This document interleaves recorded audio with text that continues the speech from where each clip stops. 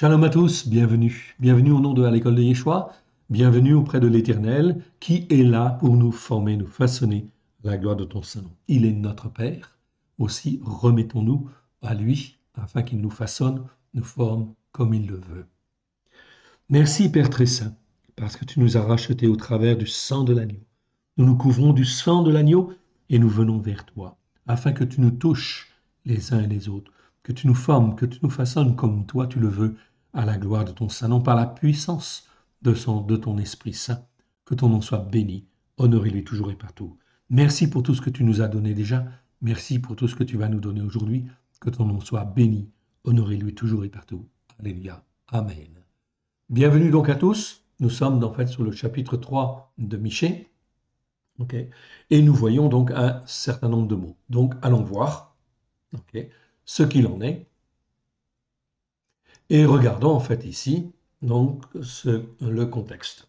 Donc ici, j'avais choisi effectivement le chapitre 3 de Michée. Michée, en fait, tout simplement parce qu'on a un certain nombre de mots à voir, et aussi en fait parce que Michée, c'est un prophète qui agit en fait ici, qui agit en fin de compte vers les années 750 avant l'ère chrétienne.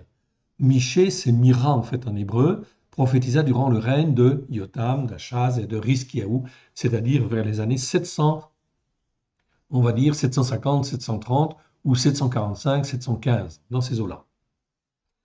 Avant que la Syrie soit une menace, en fait, ici pour Israël. Ça, c'est pour situer le contexte. Ici, ces prophéties sont très importantes parce qu'elles nous permettent de voir ce que l'Éternel reproche à Israël, c'est-à-dire aux 10 tribus du Nord, et ce qu'il reproche en fait à Juda, oui bien sûr. Donc, les 10 tribus du Nord vont disparaître vers les années 722 avant l'ère chrétienne, c'est la destruction de Samarie, et un peu plus tard, la destruction de Jérusalem aura lieu en 586, soit 136 ans plus tard. Tout cela pourquoi? À cause des péchés, à cause des transgressions, à cause des iniquités qui ne sont pas nettoyées. C'est donc extrêmement important. On avait déjà vu en fait ici, dans ce passage, ici le jugement juste. Je vous cite en fait justement un ou deux versets pour resituer le contexte. Verset 1, je dis, écoutez, chef de Jacob et prince de la maison d'Israël, n'est-ce pas à vous de connaître le jugement juste? L'Éternel nous dit la même chose. N'est-ce pas à nous de connaître le jugement juste? Oui, bien sûr, si du moins nous écoutons et nous obéissons à l'Éternel Dieu. Autrement dit, si on se soumet et si on en obéit, tout simplement. Le verset 8, en fait ici, donc dans les premiers versets, c'est un reproche que l'Éternel fait à Juda et fait à Israël, aux 10 tribus du Nord. Et au verset 8, Michée, entendant cela, comprenant très bien, il dit en fait, mais moi, je suis rempli de force de l'Esprit de l'Éternel.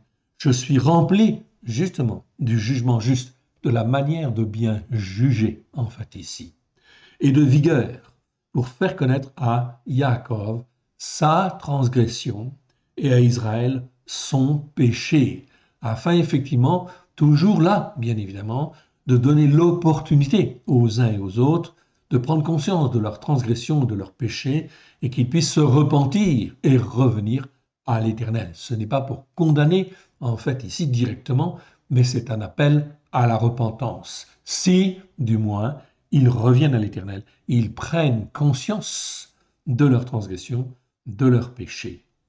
Verset 9. Écoutez donc ceci, chef de la maison de Jacob et prince de la maison d'Israël, vous qui avez en abomination le jugement juste, en fait ici, et qui pervertissez tout ce qui est droit. Vous bâtissez de Sion, c'est-à-dire en fait ici la maison de Dieu, le temple de Dieu, en fait ici, ce que nous devons être spirituellement pour être le temple de l'Éternel, les tabernacles de l'Éternel. Vous qui bâtissez avec le sang et Yerushalayim avec l'iniquité flagrante qui perdure, voilà donc des mots que l'on va étudier, bien évidemment, dans le détail. Donc nous sommes là en fait sur le mot péché. On a fait déjà 2 vidéos sur en fait le péché. Il y a pas mal en fait ici de versets dans l'Écriture concernant en fait le péché, et c'est donc très important de comprendre ce que c'est que le péché. La définition première en fait du péché, c'est effectivement manquer le but, Manquer le but que l'Éternel avait prévu pour chacun de nous. Chaque fois qu'on manque le but de ne pas faire ou de ne pas dire, eh bien on commet un péché, tout simplement, en fait ici. Donc ça peut être des petits péchés, si je puis dire, ok, ou en fin de compte des grands péchés. En fait, on peut manquer le but de différentes manières.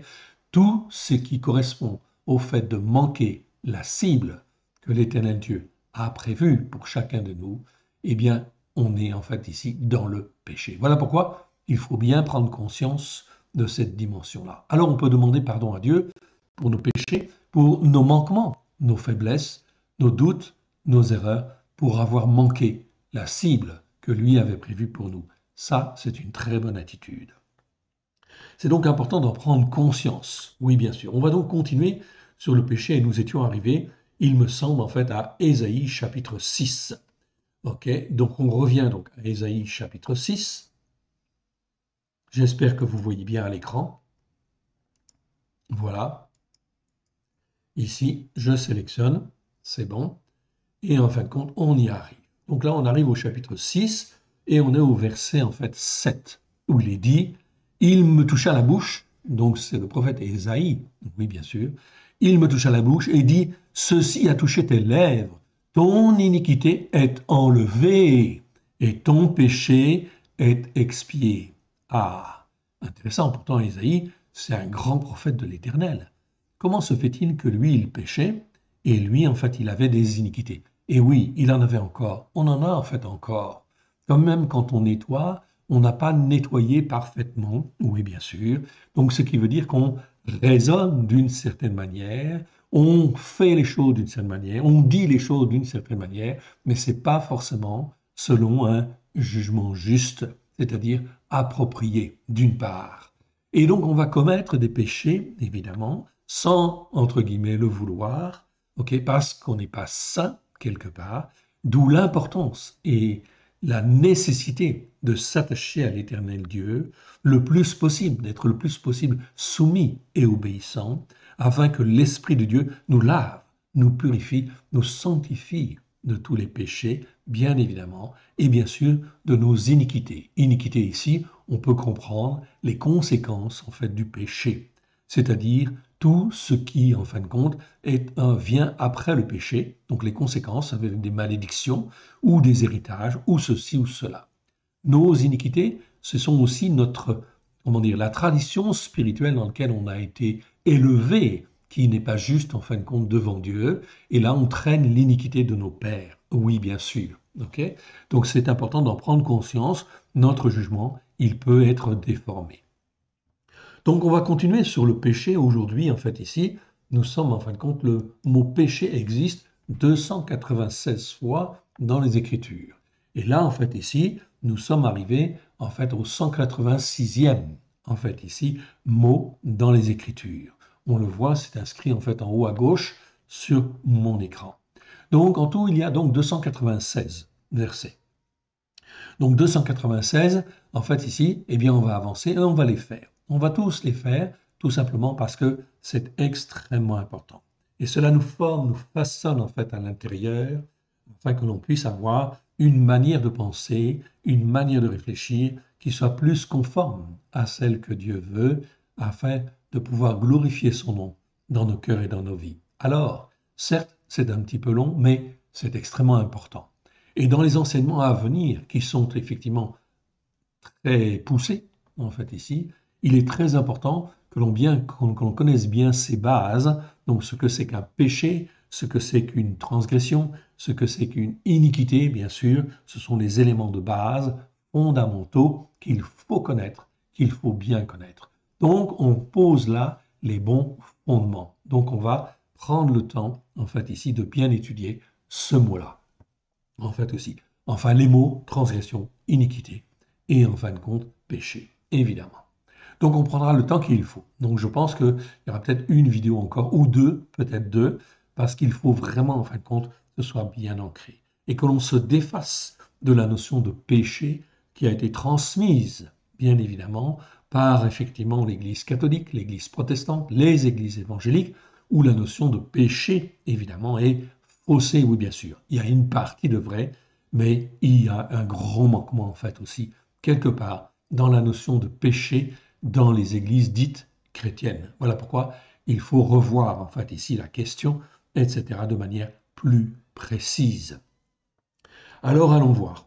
Il me toucha à ma bouche et me dit, ceci a touché tes lèvres, ton iniquité est enlevée et ton péché est expié. Souvenez-vous que le niveau spirituel d'Ésaïe est quand même un niveau spirituel très élevé, bien évidemment. Mais il n'est pas saint devant l'Éternel. C'est un mortel aussi quelque part, comme nous, effectivement. Et nous, nous avons besoin d'être lavés, purifiés de nos iniquités et de nos péchés, et de prendre conscience avec humilité de notre état spirituel. C'est donc extrêmement important lorsque nous nous approchons de l'Éternel Dieu au travers du sang de l'agneau. C'est très important de prendre conscience que nous ne sommes que des mortels et que nous sommes en fin de compte ici assujettis, on espère, au moins possible de transgressions. Donc voilà pourquoi il faut nettoyer toutes les transgressions. Ça, c'est important. Okay, et effectivement, en fait ici, d'éviter le péché, évidemment le plus possible, et éviter bien sûr d'entraîner des iniquités sur nos têtes, évidemment. Donc je rappelle juste en fait ici transgression. Qu'est-ce que c'est qu'une transgression? On l'a vu, je vous renvoie en fin de compte à la vidéo sur la transgression. Eh bien en fin de compte, on va prendre en fait simplement un exemple. Okay, un exemple très simple. Dans l'Écriture, il y a des commandements et il est dit effectivement tu mets à part le septième jour, le Shabbat. Ok. Donc si je ne fais pas le Shabbat, si je ne sanctifie pas le Shabbat, comme l'Éternel Dieu le veut, je commets déjà un péché. Il y a un manquement en fait ici quelque part. Je ne le réalise pas comme il le veut lui. Ok, d'une part. Maintenant, si je suis conscient, en fait ici je l'ai lu, je sais dans l'Écriture qu'il faut faire le Shabbat, mais je ne le fais pas. Ok, donc il y a quelque part de l'orgueil. L'orgueil en fin de compte de l'homme. L'orgueil de son intelligence, l'orgueil de tout ce qu'il est en fait ici. Il ne veut pas plier le genou, il ne veut pas s'obliger en fin de compte à faire le Shabbat. Là, on n'est plus simplement dans le péché, c'est toujours en fait un péché au sens général du terme, mais on est dans la transgression. C'est-à-dire qu'en fin de compte, on décide de ne pas faire, de ne pas écouter. Il en est de même lorsque je dis que je ne veux pas écouter la Torah et la mettre en pratique. Donc tous les croyants dits chrétiens, etc., disent « je suis lavé par le sang de l'agneau », etc. Et résultat des courses, ils disent « je n'ai pas besoin de la Torah ». Mon frère, ma sœur, là, on est dans la transgression. On est dans le péché, oui, bien sûr, mais c'est une catégorie de péché qui devient une transgression parce que ceci est écrit d'une manière formelle dans les Écritures. Ok?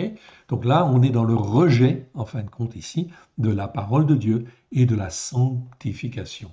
Donc ça devient très très grave, même plus grave qu'on ne le pense en réalité. Mais on est déjà dans la transgression. Et là, eh ben, ça devient en fin de compte vraiment très difficile. Car quand je commence à transgresser, eh bien, je peux transgresser, je peux être amené à transgresser d'autres choses, oui, bien sûr. Et là, spirituellement, c'est pas très bon. C'est pas très bon car l'Éternel Dieu, dans ce cas-là, se met un peu en retrait et il regarde. Il écoute et en fin de compte, il regarde si les personnes veulent revenir à l'obéissance et à la soumission. Ok? Mais la transgression, c'est quelque chose, en fin de compte, de très grave. Pourquoi? Parce que ça nous empêche de nous soumettre et d'obéir. On continue donc sur le mot péché. Ok? Et on arrive en fait maintenant dans Ésaïe chapitre 27. Verset 27, verset 9. Ainsi l'iniquité de Jacob a été expiée, et voici le fruit du pardon de son péché. L'Éternel a rendu toutes les pierres des autels, pareilles à des pierres de chaux réduites en poussière. Les idoles d'Achéra et les statues du soleil ne se relèveront plus, car la ville forte et solitaire, c'est une demeure délaissée et abandonnée dans le désert. Là pâture le veau, et s'y couche et broute les branches. Ok, là il s'y couche, ok, et broute les branches. Ok, bien. Donc tout cela veut dire quoi? Cela veut dire qu'en fin de compte, l'Éternel va nettoyer tout cela. Non seulement pour les Juifs, nettoyer les péchés, nettoyer les iniquités. En fait ici, ça on le voit. C'est-à-dire tous nos manquements, toutes nos erreurs, l'Éternel Dieu va le nettoyer. Il va s'en occuper. Oui, parce qu'il a tout prévu, bien évidemment, au travers de Yeshua HaMashiach, celui qui est appelé le Christ, c'est de laver et de nous former, en fait, ici. Verset 11, quand les rameaux sèchent, on les brise, les femmes viennent pour les brûler. C'était un peuple sans intelligence. Aussi celui qui l'a fait n'a point eu pitié de lui. Celui qui l'a formé ne lui a point fait grâce. En ce temps-là, l'Éternel secourra les fruits des fruits, depuis le cours du fleuve jusqu'au torrent de Misraïm, et vous serez ramassés, un à un, fils d'Israël. En ce jour, on sonnera dans un grand chauffard. Alors reviendront ceux qui étaient exilés au pays d'Achour, c'est à Syrie, et aux fugitifs au pays de Misraïm. Ils se prosterneront devant l'Éternel sur la montagne de la sainteté à Yerushalayim. Donc non pas sur n'importe quelle montagne, mais sur la montagne de la sainteté de l'Éternel. C'est de ça dont on parle. Monter sur la montagne de la sainteté. Grandir en sainteté à la gloire de l'Éternel. Donc l'Éternel Dieu, c'est ça qu'il veut, c'est que l'on puisse grandir. Ésaïe chapitre 30. Malheur, déclaration de l'Éternel, aux enfants de rebelles qui prennent des résolutions sans moi et qui font des alliances sans ma volonté, sans pour accumuler péché sur péché, c'est-à-dire manquement après manquement. C'est-à-dire ils décident par eux-mêmes. Ils prennent des décisions, des résolutions sans moi. Voilà le problème. Donc ce qui est très important en fait ici, c'est d'apprendre à se soumettre à l'Éternel Dieu afin d'être obéissant et soumis, se rendre obéissant et se rendre soumis, afin de ne pas prendre en fait des résolutions sans lui, c'est-à-dire des décisions sans lui. Donc ici, c'est très important, en fait, ici, de bien comprendre ce verset. Malheur, déclaration de l'Éternel, aux enfants rebelles, c'est-à-dire qui ont un cœur rebelle, en fait, ici, quelque part, c'est-à-dire qui ne veut pas plier le genou, dans lequel il y a de l'orgueil, où il y a de la présomption, qui prennent des résolutions sans moi, qui font des alliances sans ma volonté, pour accumuler péché sur péché. Ok, on continue. On arrive à Ésaïe 40 maintenant, versets en fait 1 et 2. Consolez, consolez mon peuple, dit l'Éternel, dit votre Elohim. Parlez au cœur de Yerushalayim et criez-lui que sa servitude est finie, que son iniquité est expiée, qu'elle a reçu de la main de l'Éternel au double de tous ses péchés, en fait ici. Donc on voit ici, en fait, quelque chose de très important. L'Éternel, justement, prépare une voie. Une voie crie, préparez du haut désert la voie de l'Éternel. Aplanissez dans les lieux arides une route pour notre Elohim, que toute vallée soit exaucée, que toute montagne et toute colline soient abaissées, que les coteaux se changent en plaine et les défilés étroits en vallons, en fait, ici. Très important. Continuons un petit peu ce verset, ce passage. Alors la gloire de l'Éternel sera révélée. Au même instant, toute chair la verra, car la bouche de l'Éternel a parlé. Une voix crie, dit, crie, et il répond, que crierai-je? Toute chair est comme l'herbe, tout son éclat comme la fleur des champs. L'herbe sèche, la fleur tombe. Quand le vent de l'Éternel souffle dessus, certainement le peuple est comme l'herbe. L'herbe sèche, la fleur tombe, mais la parole de notre Elohim subsiste éternellement. Monte sur une haute montagne, Sion, pour publier la bonne nouvelle. De qui parle-t-on là? On parle de la bonne nouvelle au travers de Christ Yeshua. C'est donc extrêmement important au travers de Christ Yeshua, de Yeshua, celui qui est appelé le Christ, eh bien l'Éternel annonce une bonne nouvelle afin que ceux qui sont rachetés puissent monter sur la montagne de Sion. Élève avec force ta voix, Yerushalayim, pour publier la bonne nouvelle. Élève ta voix, ne crains point. Dis aux villes de Yehuda, voici votre Elohim. Voici mon Adonai éternel. Vient avec puissance, et de son bras il commande. Voici le salaire est avec lui, et les rétributions le précèdent. Et il est là, en fin de compte, pour nous façonner. Ésaïe 40, cela veut dire que le prophète Ésaïe annonce cela 8 siècles avant que Yeshua HaMashiach ne vienne sur la terre en tant qu'homme et soit crucifié afin de racheter tous ceux qui ont péché, tous ceux qui sont dans le péché et tous ceux qui sont dans l'iniquité. Mon frère, ma sœur, comment se fait-il que cela fait 2000 ans que ces choses sont arrivées, que cela est accompli sur la terre? Regardez l'état des croyants aujourd'hui, l'état de l'Église. Est-ce qu'elle est vraiment sur la montagne de Sion? Non, évidemment. On peut répondre. OK, et on répond très clairement non, bien évidemment. Pourquoi? Parce que les iniquités sont là et les péchés sont toujours là. Mais Yeshua est venu pour laver tous ces péchés, laver toutes ces transgressions, toutes ces iniquités, afin de nous faire monter sur la montagne de Sion. La seule chose que nous avons à faire, c'est d'apprendre à obéir et d'apprendre à se soumettre à l'Éternel Dieu, afin que sa parole, au travers de la puissance de l'Esprit de Dieu, puisse être une réalité spirituelle dans nos cœurs et dans nos vies. Cela prend un peu de temps, on est d'accord, mais c'est un apprentissage. Et s'il faut comprendre que cette voie de salut qui a été ouverte il y a 2000 ans est une voie de salut absolument glorieuse, en fait, ici. Et elle doit, en fait, ici, éclater sur la terre. Et elle va éclater. C'est donc ça qui est donc extrêmement important de bien comprendre. Encore faut-il comprendre ce que c'est que les iniquités et les péchés. On continue. On arrive dans Ésaïe chapitre 43 maintenant. Chapitre 43, verset 24. Tu n'as pas appris d'argent à acheter pour moi des aromates, et tu n'as pas rassasié de la graisse de tes sacrifices, mais tu m'as tourmenté par tes péchés, tu m'as fatigué par tes iniquités. Ici, le Seigneur le répète très souvent, en fait, ici. Tu m'as tourmenté par tes péchés, donc tes manquements, parce que tu as raté la cible, le but que moi je t'ai m'étais fixé au travers de toi, en fait ici, eh bien en fait tout cela sont des péchés. Tu m'as fatigué par tes iniquités, en fait ici. Ok? Donc iniquité, c'est toutes les malédictions, c'est toutes les choses, les conséquences des péchés, des transgressions. Verset 25.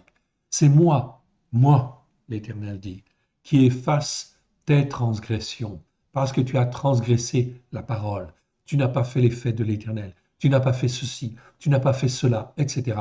Tu ne t'es pas rendu obéissant et soumis. Tu n'as pas écouté les enseignements de la Torah. Yeshua, l'Éternel dit au travers de Yeshua, c'est moi qui efface tes transgressions. Pour l'amour de moi, je ne me souviendrai plus de tes péchés. Ok? C'est donc très, très important ce qui se passe là. C'est donc pas rien. On y va, on avance. On continue et on arrive en fin de compte à Ésaïe, chapitre 44, verset 22. Ok. Ok. Verset 21 même. Souviens-toi de ces choses, ô Jacob, ô Israël. Donc Dieu parle en fait à Jacob, mais c'est comme s'il nous parlait à nous personnellement. Nous sommes en fait ici le Jacob moderne.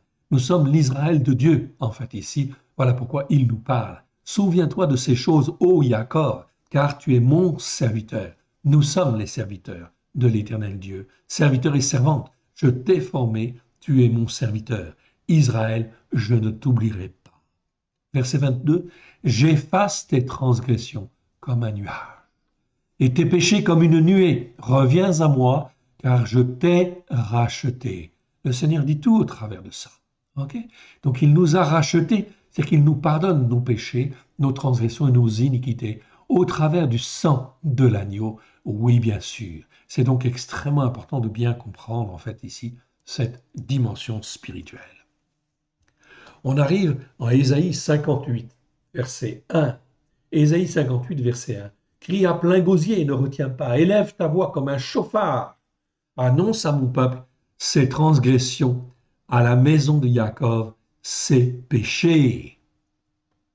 C'est donc très important. Donc l'Éternel parle à Ésaïe. Il lui dit en fait, non, prends un chauffard, ok, crie à plein gosier, annonce à mon peuple ses transgressions, ses péchés. Tous les jours, ils me cherchent, ils veulent la connaissance de mes voies.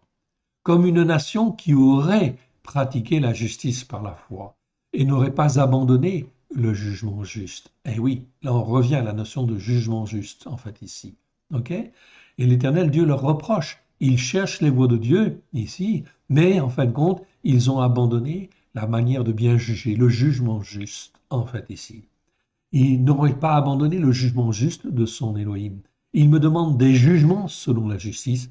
Ils désirent l'approche d'Élohim, en fait, ici. Ils le désirent, mais ils ne veulent pas faire de sacrifice, en fait, ici. Se remettre en question, en profondeur.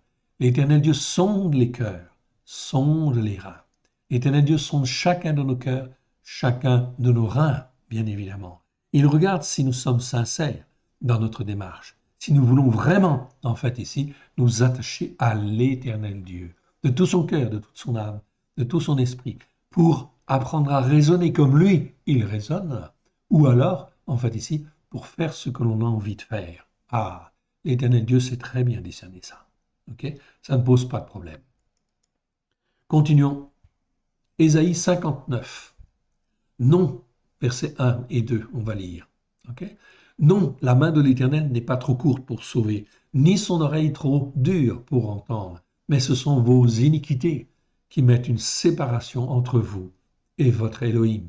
Ce sont vos péchés qui vous cachent sa face et l'empêchent de vous écouter. Voilà ce que l'Éternel Dieu dit à Ésaïe le prophète, pour tous les enfants d'Israël et tous les enfants de Juda. Oui, bien sûr.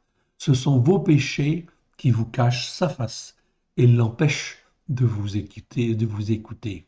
Okay? Et ce sont vos iniquités qui mettent une séparation entre vous et Elohim. C'est donc extrêmement important ces mots-là. Il faut les creuser. Verset 3. Car vos mains sont souillées de sang et vos doigts d'iniquité. Là, c'est le mot avon. Okay? Là, on a corrigé les traductions. Vos lèvres profèrent le mensonge. Votre langue fait entendre l'iniquité flagrante qui perdure. Ah, là, c'est pas iniquité tout court. C'est encore un autre mot. C'est pas avon, c'est le mot avla, en fait, ici. Je vous le montre, en fait, ici. Donc, le mot avla, je vous le montre, le voici. OK. Donc, avla, vous voyez, c'est pas avon. Avon, ça veut dire iniquité. On est bien d'accord. OK.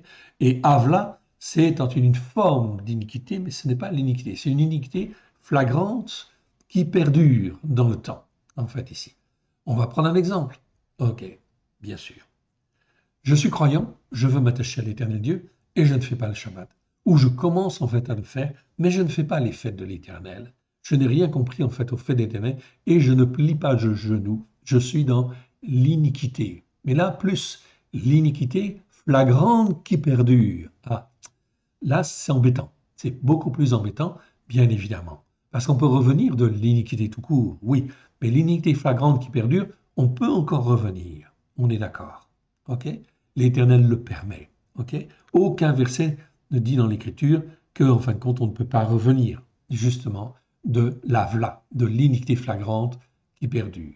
Vous ne trouverez pas ces mots dans vos traductions. Ça n'existe pas. Les traductions françaises ne sont pas suffisamment élaborées pour en fin de compte toucher à cette sensibilité spirituelle. Donc ici, nous vous le donnons. Et dans la prochaine traduction que nous mettons en place, vous trouverez en fin de compte ces mots-là, bien évidemment. Ok. Vous les trouverez dans la Torah, en fait, ici, que nous éditons, en fait, ici, ce que nous éditerons cette année. Donc, car vos mains sont souillées de sang et vos doigts d'iniquité. Vos lèvres profèrent le mensonge, votre langue fait entendre l'iniquité flagrante qui perdure. Donc l'iniquité flagrante qui perdure, ok, c'est quoi? Eh bien, c'est en fait de l'insoumission, tout simplement. L'insoumission, en fait, au commandement de l'Éternel, insoumission quelque part à quelques commandements, en fait, ici, et ça perdure. Donc dès lors que ça perdure, c'est pas bon. Il faut, en fin de compte, demander pardon et revenir à l'Éternel. Et apprendre à obéir et à se soumettre, en fait, ici. Ici, on parle de l'iniquité flagrante qui perdure. Et je vous en montre en fait un autre, en fait, ici, au verset 6. Donc, leurs toiles se servent point à faire un vêtement, ils ne peuvent se couvrir de leur ouvrage, leurs œuvres sont des œuvres d'injustice. Alors, très important ce mot-là. Ok. Ici, vous avez un autre mot, en fait, ici. C'est le mot aven. Vous voyez, ce n'est pas avon. Ok. Avon, ici, je vous le montre. Ok, je vous l'agrandis. Donc, avon, ça existe 230 fois dans 213 versets. Ça veut dire iniquité. Oui, là, on est bien d'accord. Okay, et on peut être racheté des iniquités, il n'y a aucun problème là-dessus, au travers du sang de l'agneau. Si du moins, on se repent et on change de voie. Okay, La v'là, en fin de compte, ça c'est l'iniquité qui perdure, en fait ici. Je vous l'agrandis, en fait ici. L'iniquité qui perdure, en fait ici. Ok. C'est donc en fait encore plus grave. Et ici on a la veine. Aven, en fait ici, c'est en fait, ça ne doit jamais être traduit par iniquité. La veine, c'est effectivement, en fin de compte, l'injustice. Ok. C'est en fait ici pas seulement l'iniquité, c'est l'injustice carrément. On a franchi une muraille. On n'est plus en fin de compte dans les iniquités et à un moment donné, on passe dans la veine. La veine, c'est en fait l'injustice. Comme l'Éternel le dit dans les Écritures, il y a le monde des justes et le monde des injustes. Dans le monde des injustes, on va trouver l'injustice, bien sûr, à tous les niveaux. Voilà pourquoi c'est aven. Ces mots sont très mal traduits dans nos Bibles. Ok, voilà pourquoi cela entretient en fait la confusion dans l'esprit en fin de compte des croyants, bien évidemment, et ils ne peuvent pas avancer spirituellement. C'est donc très important. On verra tous ces mots-là en fait dans le détail. J'ai déjà parlé de la veine, ok? Et il y a une vidéo déjà là-dessus, ok? Mais on retravaillera là-dessus. On travaillera sur l'avla en fait aussi, ok? On travaillera en fait aussi sur en fait le reste du péché, évidemment. Ok, on continue. Je laisse en fait ici. Ok, je m'en occuperai en fait après pour les remettre en fait à la bonne taille. Mais c'était important que vous puissiez en fait le voir. Ici, on arrive dans Ésaïe 59, versets en fait 11 et 12. Nous grondons tous comme des ours, nous gémissons comme des colombes, nous attendons un jugement juste, mais elle n'est pas là. La délivrance, mais elle est loin de nous. Pourquoi? La Bible nous le dit, verset 12, car nos transgressions sont nombreuses devant toi, nos péchés témoignent contre nous, et nos transgressions sont avec nous, et nous connaissons nos iniquités. Voilà pourquoi c'est extrêmement important. Si je ne connais pas les iniquités dans lesquelles je suis, ça pose un problème. Alors il faut s'agenouiller, demander pardon en fait à l'Éternel Dieu, et dire Seigneur, montre-moi mes iniquités. Éclaire-moi, car je veux grandir et je veux avancer. Je veux m'améliorer, Seigneur, pour être avec toi, car je ne veux être qu'avec toi et te servir, toi le seul vrai Dieu et celui que tu as envoyé. Tout ça, c'est une question de démarche personnelle, en fait, ici, dans le but d'apprendre à être dans un jugement juste et à marcher par la foi. Comme c'est écrit au verset 14, regardez, au verset 14. Ainsi aussi s'est retiré le jugement juste et la justice par la foi. Se tient éloigné. En effet, la vérité trébuche sur la place publique et le fait d'être droit ne peut approcher. En fait, ce qui est très important, c'est effectivement d'avoir un jugement juste et, en fait, ici, de marcher dans la justice par la foi. C'est extrêmement important. On fera en fin de compte aussi une vidéo là-dessus. Fondamental. Très important. Vous voyez, on a beaucoup de choses à apprendre. Hein. Ok, on continue. On arrive en fin de compte maintenant dans Jérémie. Jérémie chapitre 5, verset 25. C'est à cause de vos iniquités que ces dispensations n'ont pas lieu. Ce sont vos péchés qui vous privent de ces biens. Donc on était dans Ésaïe tout à l'heure. Donc Ésaïe, ça concernait en fait les 10 tribus du Nord et aussi en fait Israël, oui, et Juda, pardon. Ok. Donc ça concernait en fait ici toutes les tribus d'Israël. Ici, nous sommes en fin de compte, on va dire un siècle et demi plus tard, en fait ici, avec Jérémie. Ici, qu'est-ce qu'il dit, Jérémie? L'Éternel Dieu dit exactement la même chose. Verset 25, c'est à cause de vos iniquités que ces dispensations n'ont pas lieu, en fait ici. Ce sont vos péchés qui vous privent de ces biens. Ok, ok. Car il se trouve parmi mon peuple des méchants. Ils épient comme l'oiseur qui en fait dressent des pièges. Ils tendent des filets et prennent des hommes, en fait ici, des méchants. Donc le mot méchant, en fait ici, c'est un mot très intéressant, en fait ici, car ça peut être les méchants physiquement, oui, bien sûr, on est d'accord, ok, mais ça peut être aussi les méchants spirituels, c'est-à-dire les méchants, ceux qui n'écoutent pas la Torah ou les enseignements de la Torah et qui persévèrent à ne pas les écouter ou à ne pas vouloir obéir et se soumettre. Là, on est dans les méchants, en fait, ici. Les méchants spirituellement, en fait, ici parlant. Et on peut être méchants les uns vis-à-vis des autres parce qu'on est jaloux, parce que ceci, parce que cela, etc. Tout cela, en fin de compte, est à rejeter. Ok. Car il se trouve parmi mon peuple des méchants. Ils épient comme l'oiseleur qui dresse des pièges. L'Éternel voit tout. Ok? Donc il voit très bien comment on se comporte, bien évidemment. On continue. On arrive en fait dans Jérémie 14, verset 10. Voici ce que l'Éternel dit à ce peuple. Il aime accourir çà et là, ils ne savent retenir leurs pieds. L'Éternel n'a point d'attachement pour eux, il se souvient maintenant de leur iniquité, et il châtie leurs péchés.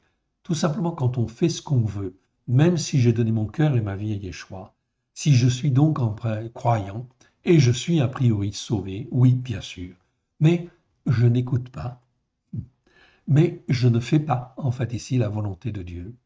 Donc, résultat des courses, eh bien, je manque très souvent ma cible dans ce cas-là, et je commets des péchés. Et il y a donc des iniquités, c'est-à-dire, en fin de compte, des manières de faire, manières de raisonner, des malédictions qui me viennent de mes pères, qui me viennent, enfin, de moi-même, etc., de mes anciens péchés, de ceci, de cela, etc., qui, en fait, sont là. Et l'Éternel Dieu ici, voici ce que l'Éternel dit à ce peuple. Ils aiment accourir çà et là, car ils font ce qu'ils veulent. Ils ne savent retenir leurs pieds. L'Éternel n'a point d'attachement pour eux. Il se souvient maintenant de leur iniquité, et il châtie leurs péchés. Et l'Éternel va dire à Jérémie quelque chose de terrible au verset 11. Et l'Éternel me dit, n'intercède pas en faveur de ce peuple. En fait, ici. Donc ils vont s'enfoncer dans leurs iniquités et dans leurs péchés. C'est terrible ça. C'est absolument, en fait, effroyable. Ici, tout simplement parce qu'ils ne se remettent pas en question. Il y a de l'orgueil dans leur cœur. Au fond d'eux-mêmes, ils ne veulent pas plier le genou. Ils ne veulent pas se soumettre.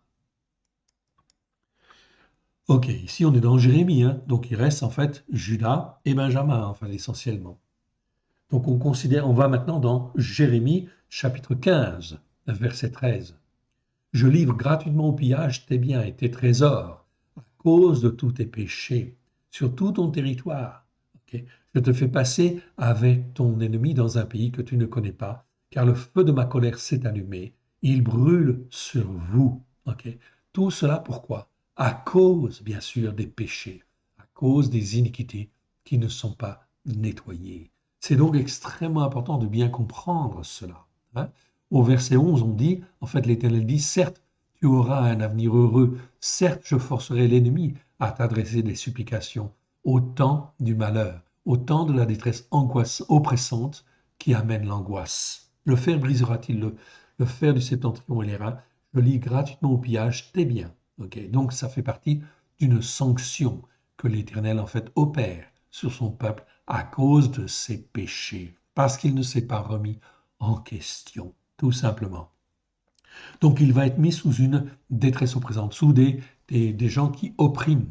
Donc là, on est sous l'oppression physique, en fait, ici, qui amène l'angoisse. Ok, c'est le mot tsara, en fait, en hébreu, c'est très clair. Dieu le permet, pourquoi? Tout simplement pour que les hommes et les femmes puissent se poser les bonnes questions et revenir, en fait, à l'Éternel, s'il est possible. De la détresse oppressante qui angoisse, c'est-à-dire le mot tsara en hébreu, l'Éternel dit que par contre, pour ceux qui écoutent et qui mettent en pratique, comme l'Éternel Dieu le veut, Dieu les garde et Dieu les tire toujours de la détresse oppressante qui amène l'angoisse. Je dis cela pour les temps qui viennent, car l'Éternel Dieu va nous garder. Si nous sommes fidèles, en fait, à plier le genou, à être obéissants et soumis, l'Éternel Dieu nous gardera, bien sûr, de tout mal, évidemment. On continue. On arrive en fin de compte dans Jérémie chapitre 16, verset 10. Lorsque tu annonceras à ce peuple toutes ces choses, ils te diront, pourquoi l'Éternel nous menace-t-il de tous ces grands malheurs? Quelle est notre iniquité? Vous voyez que le peuple, ici, de Juda, eh bien, en fin de compte, il n'avait été tellement aveuglé qu'il n'avait même plus conscience, en fait, ici, de ses iniquités et de ses péchés. Il pose la question, quelle est notre iniquité? Quel péché avons-nous commis contre l'Éternel, notre Elohim? On parle bien là de croyants, bien évidemment, ok? Qui, en fin de compte, ne font pas ce que Dieu, en fin de compte, demande, bien sûr. Ils sont sous les iniquités, les choses qui ne sont pas justes, quelque part, et en fin de compte, ils sont dans le péché. C'est-à-dire qu'ils manquent la cible, tout simplement, en fait, ici. Ils ne font pas ce que Dieu, en fin de compte, veut. Ils ne sont pas obéissants, ils ne sont pas soumis. On continue, chapitre 16 de Jérémie, on va un petit peu plus loin, verset 18. Je leur donnerai d'abord le double salaire de leur iniquité et de leur péché, parce qu'ils ont profané mon pays, parce qu'ils ont rempli mon héritage des cadavres de leurs idoles et de leurs abominations. L'Éternel, ma force, mon appui, mon refuge, au jour de la détresse oppressante qui mène à l'angoisse, les nations viendront à toi des extrémités de la terre, et elles diront, nos pères n'ont irrité que le mensonge de vaines idoles qui ne servent à rien, en fait, ici. Ils sont, bon, comme on pourrait dire en langage courant, à côté de la plaque. Okay. Ils sont aveuglés. Ils ne voient même pas leur péché et leur iniquité. Voilà, donc c'est très important, d'où l'importance de se repentir d'une manière sincère devant l'Éternel Dieu, évidemment. Jérémie chapitre 17, verset 1. Le péché de Yehuda est écrit avec un burin de fer, avec une pointe de diamant. Il est gravé sur la table de leur cœur, en fait ici, et sur les cornes de vos autels. Comme ils pensent à leurs enfants, ainsi pensent-ils à leur autel et à leurs idoles d'Achéra, près en fin de compte des arbres verts sur les collines élevées. Ici, c'est les idoles d'Achéra. On est donc dans l'idolâtrie. Dans les Bibles françaises, c'est marqué idole d'Astarté, mais c'est pas tout à fait Astarté, c'est Achéra. Près des arbres verts sur les collines vertes. On continue. Verset 3. Je livre au pillage ma montagne et ses champs. Tes biens, tous tes trésors et tes hauts lieux, à cause des péchés sur tout ton territoire. Verset 4. Tu perdras par ta faute l'héritage que je t'avais donné. Okay. Donc, évidemment, il y avait un bel héritage sur Juda. Ok, bien sûr, sur Israël, mais Israël n'est plus là maintenant, c'est Juda, en fait, ici. Donc, tu perdras par ta faute l'héritage que je t'avais donné. Je t'asservirai à ton ennemi dans un pays que tu ne connais pas, car vous avez allumé le feu de ma colère, et il brûlera toujours. Mon frère, ma sœur, cela fait 2000 ans que l'Éternel Dieu a tout accompli au travers de Christ Yeshua, afin que sa gloire puisse venir sur la terre, dans les cœurs et les âmes qui le veulent. Voilà pourquoi Dieu cherche des hommes et des femmes qui soient obéissants et qui soient soumis, bien évidemment. Ok, on continue. Et on arrive en fin de compte ici à Jérémie 18, verset 23. Et toi, Éternel, tu connais tous leurs complots pour me faire mourir. Donc Jérémie parle. Ne pardonne pas leur iniquité, n'efface pas leur péché de devant toi. Qu'ils soient renversés en ta présence, agis contre eux au temps de la colère. Jérémie, en fait, est furieux. Oui, bien sûr. Ok. Il est en fin de compte dans la détresse. Oui, bien sûr. Il ne combat pas physiquement, mais il dit à l'Éternel, ok, n'efface pas leurs péchés de devant toi, qu'ils soient renversés en ta présence, agis contre eux au temps de ta colère. Amen. On peut comprendre que Jérémie, c'est un homme, hein, aussi, quelque part. Ok. Et il est dans une grande souffrance, hein, quand même. Ok. Alors, Jérémie chapitre 30, verset en fait ici 14. Tous ceux qui t'aimaient t'oublient, aucun ne prend souci de toi, car je t'ai frappé comme frappe un ennemi. Je t'ai châtié avec violence, à cause de la multitude de tes iniquités et du grand nombre de tes péchés. Regardez, on retrouve toujours la même chose, les iniquités et les péchés. Verset 15. Pourquoi te plaindre de ta blessure, de la douleur que cause ton mal? C'est à cause de la multitude de tes iniquités, du grand nombre de tes péchés, que je t'ai fait souffrir ces choses. Donc l'Éternel parle au travers de la bouche de Jérémie et il explique bien, c'est à cause de tes iniquités et de tes péchés. Mon frère, ma sœur, beaucoup d'entre nous, bien sûr, on peut être dans les épreuves. L'Éternel nous corrige, nous façonne. Mais parfois, à cause de nos péchés, de nos iniquités, bien sûr, on peut être en fait mis dans une certaine souffrance ou une certaine, en fin de compte ici, comment dire, mal-être, etc., ou autre, de manière à nous faire revenir. Il faut se poser les questions, oui, bien sûr, car il y a peut-être des iniquités qu'on ne voit pas, bien évidemment, et certainement, certaines iniquités, on ne les voit pas. Il faut que l'Éternel Dieu, dans sa bonté, parce que il voit un cœur repentant, et qui s'humilie devant lui, et bien en fin de compte, qui dit Seigneur, montre-moi, ok, s'il y a une iniquité ou des iniquités ou des péchés qui perdure dans mon cœur et dans ma vie à la gloire de ton Saint-Nom. Aide-moi, Seigneur, lave-moi et purifie-moi au travers du sang de l'agneau. Amen. Éternel Dieu, c'est très bien. Ils sont des cœurs, ils sont des reins. Il sait très bien si l'on est sincère ou pas. Ok, on continue. Alors, on arrive au chapitre 31 de Jérémie et on est en fait au verset 34. Jérémie 31, verset 34. Chaque homme n'enseignera plus son prochain, ni aucun homme son frère, en disant connaissez l'Éternel, car tous me connaîtront, depuis le plus petit jusqu'au plus grand. Déclaration de l'Éternel, car je pardonnerai leurs iniquités et je ne me souviendrai plus de leurs péchés. Mon frère, ma sœur, on voit là une espérance extrêmement glorieuse qui doit venir. Ok, ok. Ça veut dire quoi? Ok, que on ne péchera plus, bien évidemment, et on ne sera plus, si on veut avancer, si on le veut, si on se veut se rendre obéissant et soumis, eh bien l'Éternel Dieu promet en fait ici de nous garder de toute iniquité et de tout péché. Verset 35. Ainsi parle l'Éternel qui a fait le soleil pour être la lumière du jour, les règles pour que la lune et les étoiles soient la lumière de la nuit, qui soulève la mer et qui fait mugir ses flots, lui dont le nom est l'Éternel. Ok? Si ces lois-là cessaient devant moi, viennent à cesser devant moi, l'Éternel Dieu, déclaration d'Éternel, la race d'Israël aussi cessera pour toujours d'être une nation pour moi. Mais l'Éternel va se glorifier au travers de son peuple, du peuple qu'il s'est choisi au travers de l'agneau de Dieu, du sang de l'agneau, afin de le sanctifier et de le purifier de tous ses péchés et de toutes ses transgressions. On continue. On arrive maintenant dans Jérémie chapitre 36, verset 3.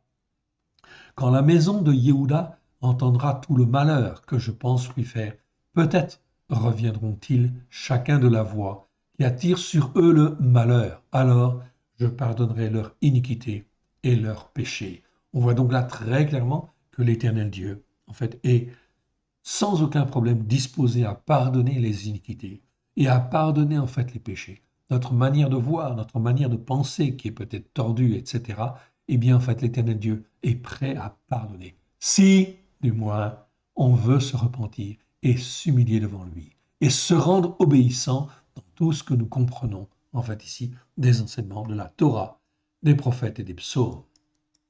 On continue. On arrive en fait ici dans Jérémie 50, verset 20.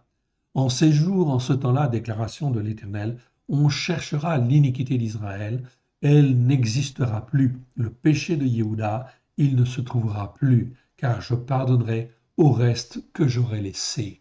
Donc on voit bien qu'on est dans une phase, en fait ici, quelque part de sélection aussi quelque part. L'Éternel Dieu regarde ceux qui écoutent et qui mettent en pratique, ceux qui se rendent obéissants et qui se rendent en fait soumis à sa parole, à ses enseignements. On continue, on arrive dans Ézéchiel maintenant. Ézéchiel chapitre 3, verset en fait 20. Si un juste se détourne de sa justice et agit selon l'iniquité flagrante et hypocrite, là c'est encore un autre mot que je vous montre. Je ne crois pas vous l'avoir montré celui-là. C'est le mot en fin de compte Avel, en fait ici. Je vous le montre. Donc Avel, ok, c'est comme presque comme Avon, c'est pas Avon, ok, c'est pas Avla qu'on a vu tout à l'heure, c'est Avel. Donc ici, Avel, c'est l'iniquité, mais l'iniquité flagrante, mais qui est hypocrite quelque part. Elle est installée en fin de compte dans son fauteuil, mais on est dans l'hypocrisie des pharisiens, l'hypocrisie des sadducéens, etc. Et là, ça devient en fin de compte une iniquité grave, une iniquité en fin de compte qui peut en fait ici nous amener à la ruine. Ok, donc c'est important de faire en fait ces nuances. Ok, ici nous aurons l'occasion de le faire et de les voir, bien sûr, si Dieu le veut. Ok, évidemment. Donc ici, dans l'iniquité flagrante et hypocrite, dans la velle, donc nous avons corrigé tous ces versets.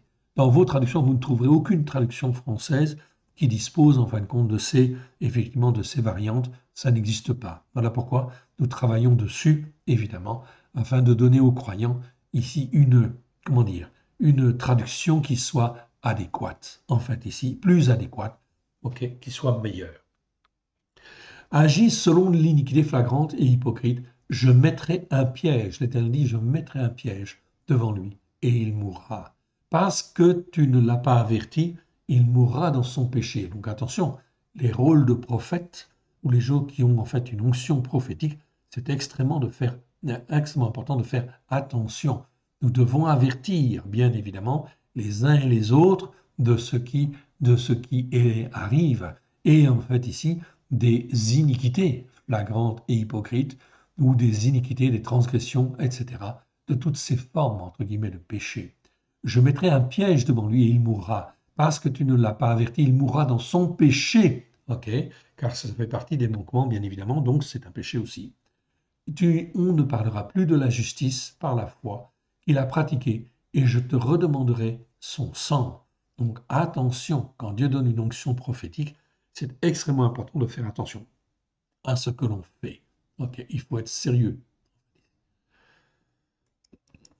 On continue.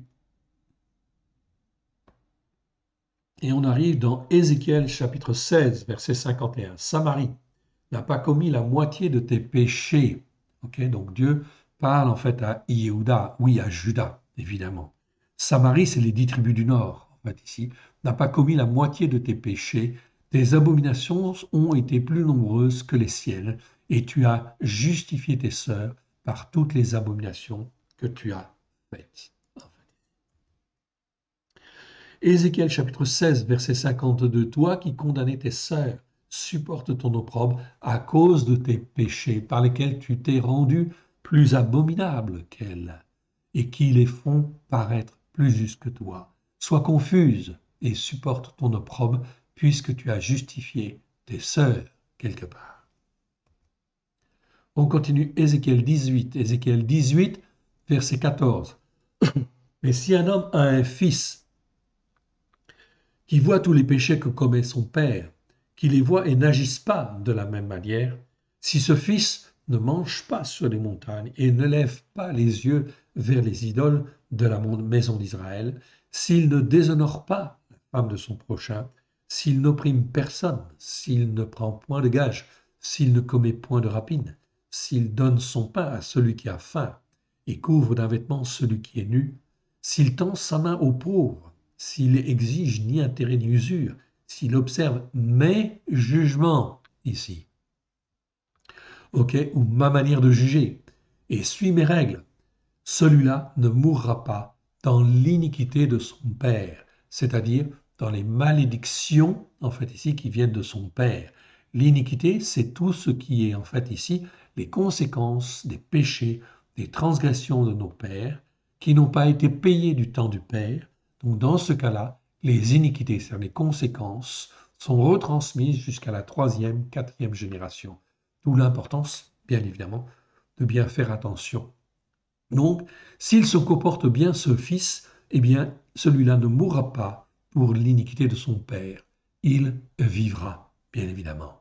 Donc, il sera sauvé, bien évidemment. Ok. C'est donc très important. On continue les 2 versets suivants. C'est son père qui a été un oppresseur, qui a commis des rapines envers les autres, qui a fait au milieu de son peuple ce qui n'est pas bien. C'est lui qui mourra pour son iniquité. Verset 19. Vous dites pourquoi le Fils ne porte-t-il pas l'iniquité de son Père? C'est que le Fils a agi selon un jugement juste devant l'Éternel. Et la justice par la foi, c'est qu'il a observé et mis en pratique toutes mes règles, il vivra. Donc là, on voit 2 choses importantes. On voit le jugement juste et la justice par la foi. Il agit selon un jugement juste devant l'Éternel. Ok. C'est traduit dans la Bible française par droiture. C'est pas bon. Non. Selon un jugement juste. Et la justice par la foi. Tzedaka. À ce moment-là, quand on a ces 2 choses, jugement juste et tzedaka, la justice par la foi, alors c'est très bon. C'est une très bonne chose. C'est une très bonne manière de marcher. Voilà pourquoi il faut apprendre le jugement juste. Et il faut apprendre à marcher selon la justice par la foi. On reviendra sur ces 2 mots, hein. Ils sont trop importants. Ok, on continue. On arrive dans Ézéchiel, maintenant, chapitre 18, verset 21. Et si le méchant revient de tous ses péchés qu'il a commis, s'il observe toutes mes règles et pratique un jugement juste, on retrouve le jugement juste, et la justice par la foi, il vivra, il ne mourra pas.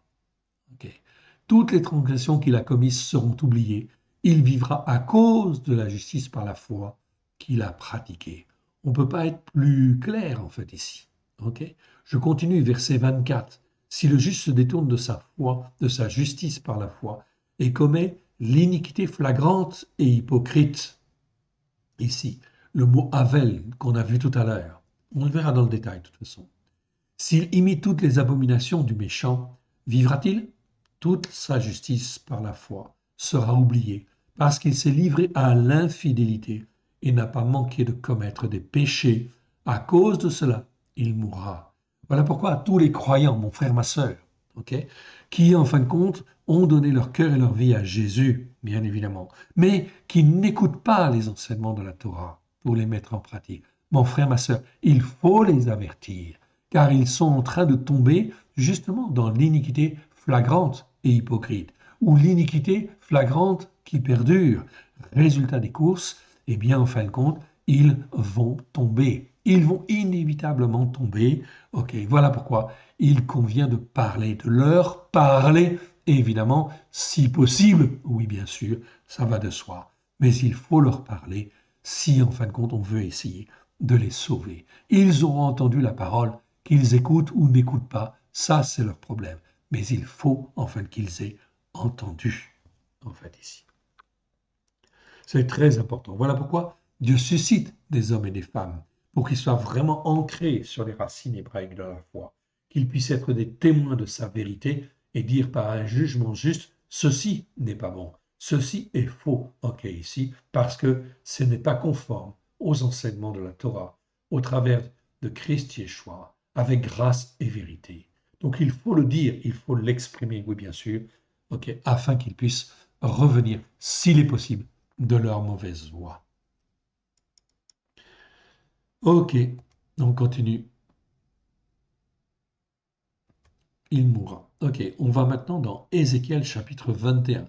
21, verset 24 dans certaines versions, ok, et ici verset 29 dans en fait les versions plus proches des textes hébreux, en fait ici. Donc ici, c'est pourquoi ainsi parle l'Éternel, okay, le Seigneur l'Éternel, parce que vous rappelez le souvenir de vos iniquités, en mettant à nu vos transgressions, en manifestant vos péchés dans toutes vos actions, parce que vous en rappelez le souvenir, vous serez saisis par la main. Donc là, on parle de gens qui n'écoutent pas et qui ne se repentent pas de leurs péchés, de leurs transgressions, de leur iniquité. Alors, ils vont être saisis par la main. Ok, ensuite on va dans Ézéchiel, Ézéchiel chapitre 33, verset 10. Et toi, fils d'Adam, dis à la maison d'Israël, vous dites, nos transgressions, nos péchés sont sur nous, et c'est à cause d'eux que nous sommes frappés de langueur. Comment pourrions-nous vivre? Ok.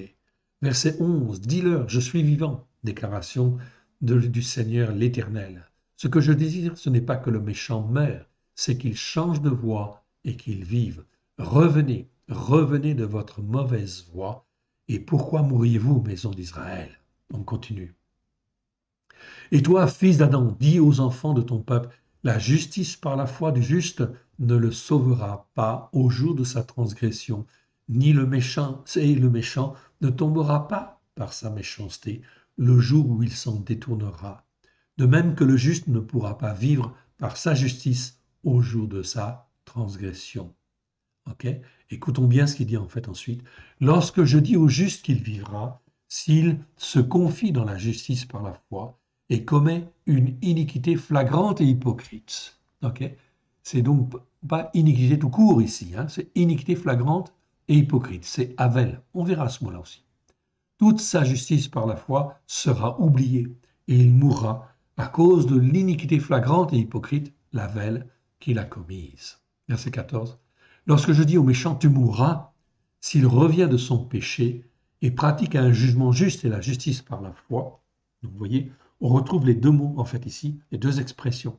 Pratique un jugement juste, une manière de juger juste devant l'Éternel. Il a appris à travailler sa manière de juger en fait ici pour être conforme à celle de Dieu à ce moment-là. en fait ici. Il pratique un jugement juste et il marche par la foi. Celui-là sera sauvé. S'il revient de son péché, s'il pratique un jugement juste et la justice par la foi, s'il rend le gage, s'il restitue ce qu'il a ravi, s'il suit les règles qui donnent la vie, sans commettre d'iniquité flagrante, il vivra, il ne mourra pas. Verset 16. Tous les péchés qu'il a commis seront oubliés s'il pratique un jugement juste et la justice par la foi. Là, on te répète encore la pratique d'un jugement juste et la justice par la foi.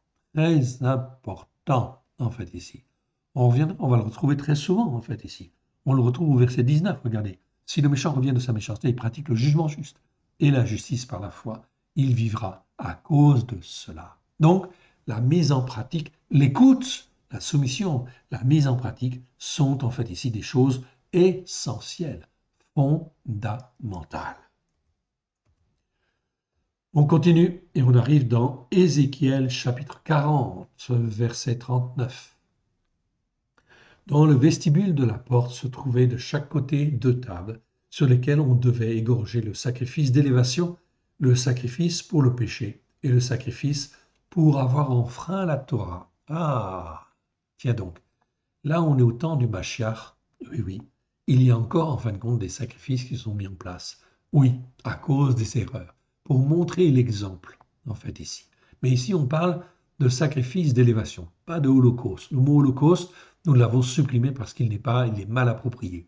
C'est des sacrifices pour s'élever vers Dieu, bien évidemment, qui est l'image, en fin de compte, de nous-mêmes. Nous devons nous sacrifier nous-mêmes, en fait ici, en sacrifice d'élévation à l'Éternel. C'est l'image, c'est le principe. Voilà pourquoi.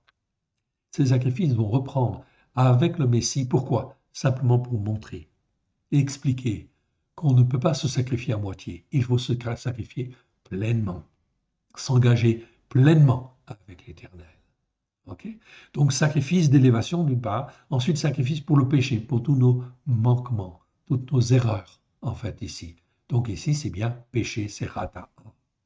Et enfin ici, le sacrifice pour avoir enfreint la Torah. Là, c'est Hacham.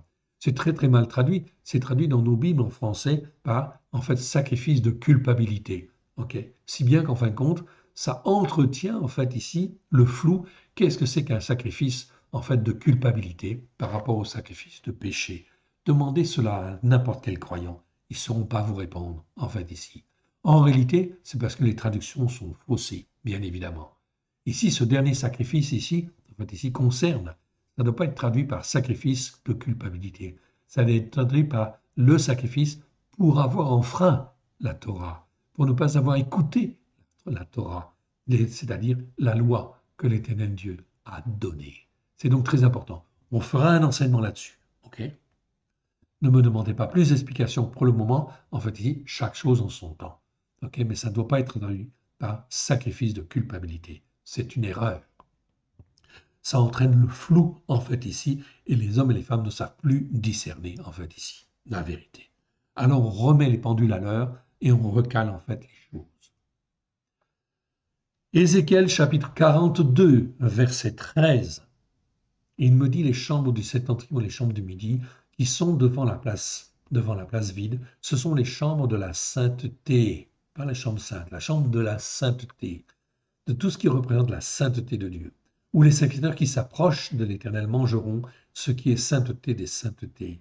Et il dit, déposeront ce qui est sainteté des saintetés, les offrandes, les victimes présentées dans les sacrifices pour le péché et le sacrifice pour avoir enfreint la Torah. Ici, c'est traduit sacrifice de culpabilité.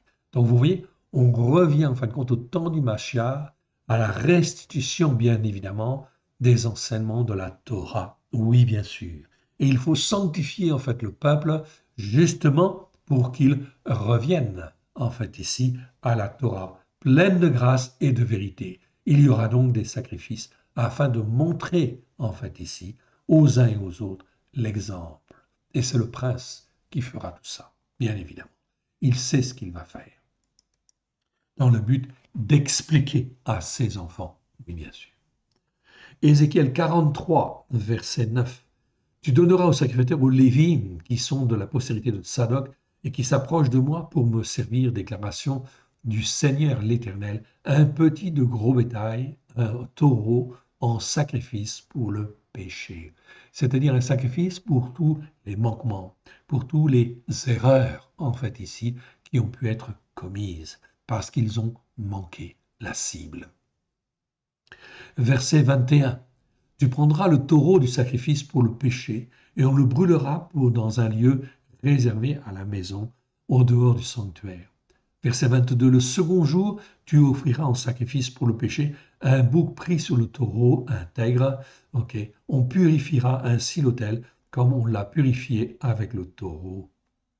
Pendant 7 jours, tu sacrifieras chaque jour un bouc en sacrifice pour le péché, c'est-à-dire toujours pour les manquements, en fait, des uns et des autres, du peuple, en fait, ici. On sacrifiera aussi un petit de gros bétail, un taureau et un bélier du taureau, l'un et l'autre intègres.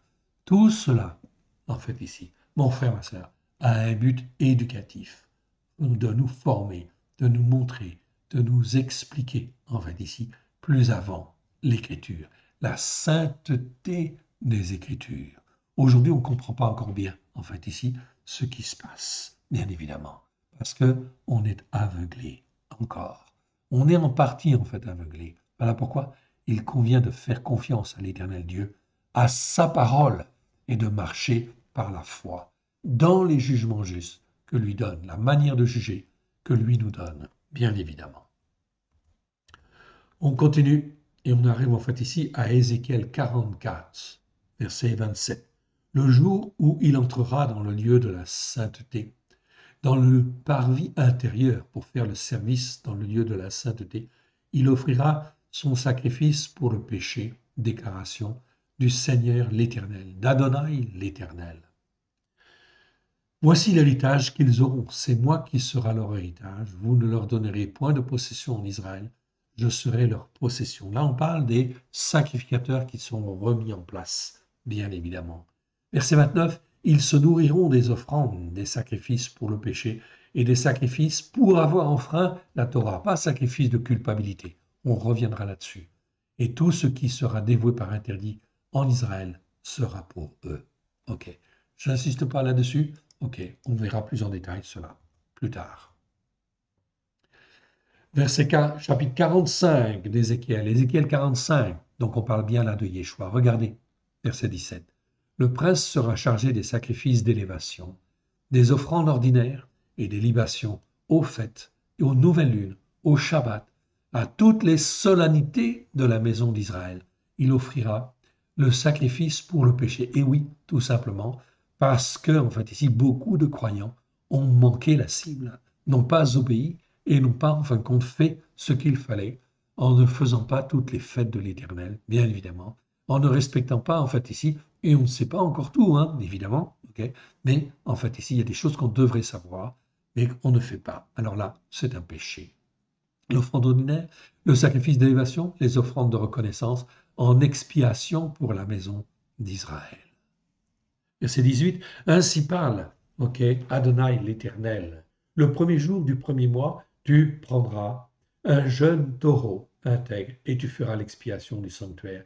Le sacrificateur prendra du sang du sacrifice pour le péché, il en mettra sur les poteaux de la maison, sur les 4 angles de l'encadrement de l'autel, sur les poteaux de la porte du parvis intérieur. Tout cela pourquoi? Parce qu'on n'a pas compris en fait ici cette loi, bien sûr. La dimension spirituelle qu'il y avait derrière, évidemment, c'est une dimension de sainteté des saintetés. Alors, le prince nous le montrera. Verset 22, le prince offrira ce jour-là pour lui et pour tout le peuple du pays un taureau en sacrifice pour le péché. Pendant les 7 jours de la fête, il offrira en sacrifice d'élévation à l'Éternel 7 taureaux et 7 béliers intègres. Chacun des 7 jours et un bouc pris sur le troupeau en sacrifice pour le péché, pour les manquements, chaque jour. Et il joindra l'offrande d'un épha pour chaque taureau et d'un épha pour chaque bélier, avec un hin d'huile par épha. Le 15e jour du 7e mois à la fête, il offrira pendant 7 jours les sacrifices pour le péché et les sacrifices d'élévation, dans le but de demander pardon pour les erreurs les manquements d'une part, et en fin de compte, sacrifice d'élévation pour se rapprocher, s'attacher à l'éternel Dieu. Ok. Donc on ne comprend pas en fin de compte encore tout bien sûr en fait ici de ces sacrifices, c'est certain. Le Seigneur nous le montrera, mais c'est trop tôt évidemment. Donc on n'a pas la réponse à tous ces éléments. Pourquoi ceci, pourquoi cela, etc. Chaque chose en son temps. Pour le moment, nous devons apprendre à nous rendre obéissants et à nous rendre soumis. Ok, on continue. Ok, et on arrive en fait maintenant donc à Ézéchiel 46, verset 20. Et il me dit, c'est le lieu où les sacrificateurs feront cuire la chair des sacrifices pour avoir enfreint la Torah. Ah, voilà, ok. Donc ça, c'est toujours sacrifice de culpabilité dans les Bibles secondes. Ok, une très mauvaise traduction. Et des sacrifices pour le péché, ok, c'est-à-dire tous les manquements, toutes les erreurs, où ils feront cuire des offrandes pour éviter de les porter dans le parvis extérieur et de sanctifier le peuple. Ok. Ensuite, ici, on arrive dans Osée chapitre 4, verset 8. Ils se repaissent des péchés de mon peuple. Ils sont avides de ses iniquités. Ok. On va reprendre juste un peu avant. Verset, en fait, ici. Verset 6. Donc, c'est Osée chapitre 4, hein, verset 6. C'en est fait de mon peuple, parce qu'il lui manque la connaissance. Puisque tu as rejeté la connaissance, je te rejetterai, et tu seras dépouillé de mon sacerdoce. Puisque tu as oublié la Torah de ton Élohim, j'oublierai aussi tes enfants. Puisqu'ils se sont, puis plus ils se sont multipliés, plus ils ont péché contre moi, je changerai leur gloire en ignominie. Ils se repaissent des péchés de mon peuple, ils sont avides de ses iniquités. Les péchés, en fin de compte, c'est tous les manquements. Chaque fois qu'on a manqué la cible, ok, c'est un péché. Ok, le but que l'Éternel Dieu voulait que l'on atteigne. Ils sont avides de ses iniquités. Il en sera du sacrificateur comme du peuple. Je le châtirai selon ses voies. Je lui rendrai selon ses œuvres. Ok. Donc ça, c'est très important. On voit bien que ici, il y a en fait un problème par rapport en fait ici. Évidemment. C'est Osée, hein, donc on est revenu en fait en arrière au temps des 10 tribus du Nord. Ok. Ici, c'est le prophète Osée. On continue avec Osée chapitre 8, verset en fait ici 13. Ils immolent des victimes qu'ils m'offrent et ils en mangent la chair. L'Éternel n'y prend point de plaisir. Maintenant, l'Éternel se souvient de leur iniquité et il punira leur péché. Ils retourneront en Mitsraïm. Israël a oublié celui qui l'a fait. Il a bâti des palais et Yehuda a multiplié des villes fortes. Mais j'enverrai le feu dans leurs villes et il en dévorera les palais. Ok, on est dans Osée maintenant, on arrive dans Osée chapitre 9. Ok, je vais terminer avec Osée, en fait ici, et on s'arrêtera là pour aujourd'hui. Ok, à partir du verset 8, Éphraïm est une sentinelle contre Elohim, contre mon Elohim le prophète. Le filet d'oiseleur est dans toutes ses voies, un ennemi dans la maison de son Elohim. Ils sont plongés dans la corruption, en fin de compte ici. Comme au jour de Gibéa, l'Éternel se souviendra de leur iniquité et de leur péché. Donc on voit ici, très important, on n'a pas étudié l'iniquité encore, hein, mais c'est donc très important. Il se souviendra de leur iniquité, de leur péché. Donc on va terminer l'enseignement sur le péché et en fait on abordera les iniquités ensuite pour approfondir ce que c'est que l'iniquité. Mais la cible, le péché, c'est toujours manquer la cible. Ok, on continue. Osée chapitre 10, les hauts lieux pardon, verset 7. C'en est fait de Samarie, de son roi, comme de l'écume à la surface de l'eau. Les hauts lieux de l'injustice, ok, le péché d'Israël seront détruits. L'épine et la ronce croîtront sur leurs autels. Ils diront aux montagnes, couvrez-nous, et aux collines, tombez sur nous. Ok. Ici, je m'arrête juste un petit instant sur en fait le verset 8. Ok. Le verset 8, c'est dit ici, les hauts lieux de l'injustice. Ok. Ici, vous voyez, c'est le mot aven qui apparaît. C'est traduit dans nos Bibles en français, dans la Louis II, c'est traduit par idolâtrie. Mais ce n'est pas idolâtrie, c'est aven. Aven, en fait, ici, ce n'est pas avon. Avon, c'est l'iniquité. Aven, c'est une autre catégorie de mots. C'est en fait ici l'injustice, comme je vous l'ai dit tout à l'heure. Là, on est dans l'iniquité. Avon, ok. Avla, avel, tout ça, ce sont des mots qui parlent de l'iniquité avec des variantes de l'iniquité. Mais quand on passe de l'autre côté, en fait ici, à l'aven, ça s'écrit un petit peu différemment en hébreu. On a fait déjà un enseignement là-dessus, ok. Et on en refera de toute façon. Mais là, on parle de l'injustice. Pour différencier le monde du juste, ok, ou le monde des justes, et du monde de des injustes, ok, ou de l'injustice. Aven doit toujours être traduit par injustice. Les hauts lieux de l'injustice, ok, le péché d'Israël, seront détruits.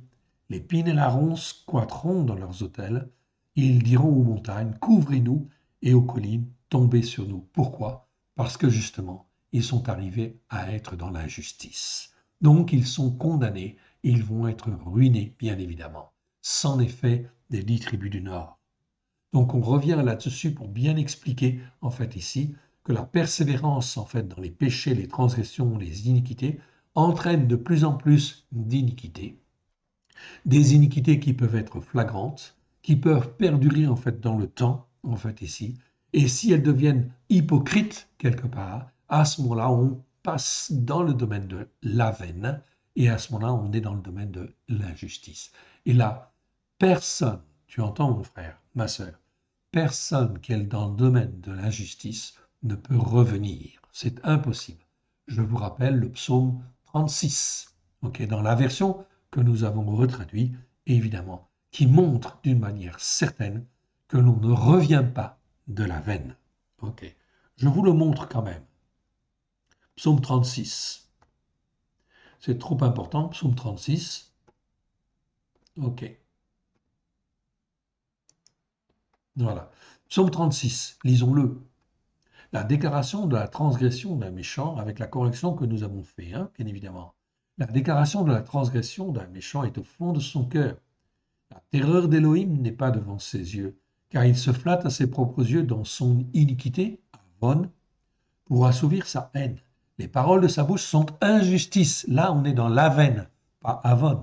L'aven, ça doit être traduit par injustice. Et tromperie. Il renonce à agir avec sagesse, à faire le bien. Il médite l'injustice, la veine, sur sa couche. Et il se tient sur une voie qui n'est pas bonne. Il ne repousse pas le mal.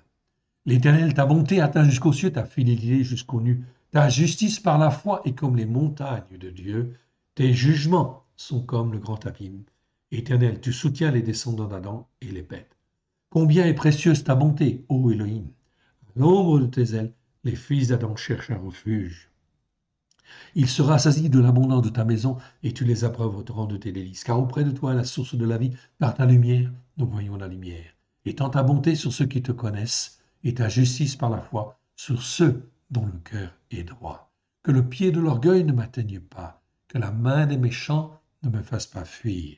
Regardez le dernier verset. Déjà tombent ceux qui commettent l'injustice, la veine. Ils sont renversés, ils ne peuvent se relever. Mon frère, ma sœur, ils sont renversés, ils ne peuvent se relever. Tous ceux qui commettent la veine, okay, sont en fait ici dans l'injustice et ils ne peuvent être sauvés. C'est donc important de bien comprendre en fin de compte cela. Ok. Je reviens donc à mon Osée, Osée chapitre 10. Voilà. Ok. Voilà. On est donc dans notre verset. Les hauts lieux de l'injustice, le péché d'Israël seront détruits, bien sûr. L'épine et la ronce croîtront sur leurs autels. Ils diront aux montagnes, couvrez-nous, et aux collines, tombez sur nous. C'est donc très important de bien comprendre ça. Je remets en fin de compte ici un petit peu d'ordre. Et on continue en fait avec le péché. Et on arrive en fin de compte ici donc à Osée chapitre 13, verset 12. L'iniquité d'Éphraïm est gardée, son péché est mis en réserve. Éphraïm, ce sont les 10 tribus du Nord, donc elles vont être détruites, oui bien sûr. l'Éternel pour cela va faire venir en fait ici, ok, les Assyriens. Donc, c'est en fait une armée physique. C'est par l'épée en général qu'est sanctionné en fait toujours ce type de péché, ce type en fait ici de construction. Voilà pourquoi l'Éternel Dieu fera venir l'épée, l'épée en France. Oui, donc il y aura beaucoup de conflits et de difficultés en fait en France, tout simplement. Pourquoi? Eh bien, il y aura la guerre civile. Tout simplement à cause des iniquités et des péchés qui sont accumulés depuis des années, voire des siècles, en fait, ici, quelque part.